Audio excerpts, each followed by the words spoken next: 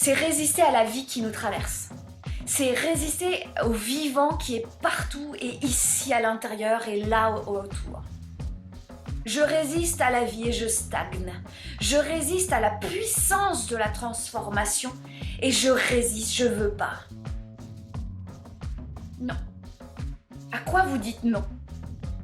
Et à quoi vous dites oui par habitude? Parce que les résistances se cachent dans les angles morts. Les résistances se cachent dans les habitudes. Les résistances se cachent dans les croyances. Dans notre normalité de vie. Puis la vie, elle fait son chemin. Elle continue, hein. On va au taf, on s'occupe de nos enfants, on va faire les courses, tout ça. On est avec notre compagnon. Finalement, on se parle moins. Et mon taf, il me plaît de moins en moins, mais bon, finalement, c'est comme ça. Les rêves s'estompent, les envies s'estompent parce qu'on a coupé la vie. On est en mode survie ou sous-vie. On n'est plus en mode vie. Et le corps est devenu un inconnu, un espace d'inconnu. Et je sais pas pour vous, mais souvent, moi, l'inconnu, il me fait peur. J'ai peur. Combien de masques portez-vous? On accepte qu'on est des êtres protéiformes, adaptables. Ouais. Parce que la résistance, elle bloque le passage. Ouais. On veut que des hauts, on veut être aimé, on veut que de la pensée positive.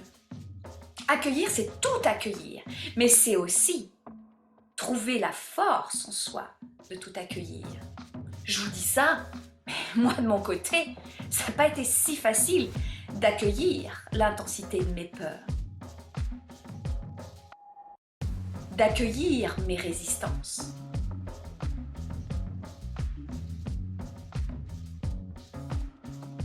C'est un travail, c'est un entraînement.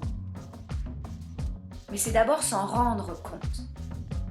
C'est être capable d'utiliser toutes vos intelligences.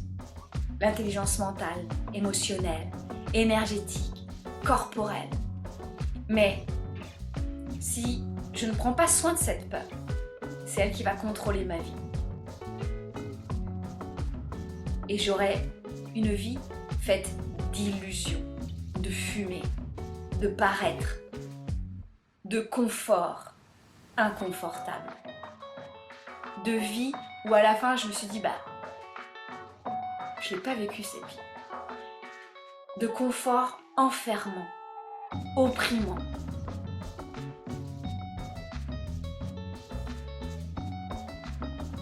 Une vie qui serait le reflet de mes propres restrictions, de mes propres résistances, de mes résistances au changement de la vie. Parce que la vie, c'est ça. Changement, mouvement, changement de posture, perspective. Et l'être responsable, il n'est plus du tout tourné vers le passé. Il n'est plus attaché à des histoires à des rôles. Ce dont je me rends compte, c'est que l'être responsable s'accorde à la note évolutive de son âme. Alors j'aime bien dire, parce qu'il a plus de conscience, vous voyez, il prend pas tout, il rejette pas tout.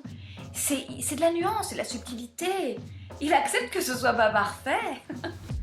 Mais il est le leader de ce qu'il vit.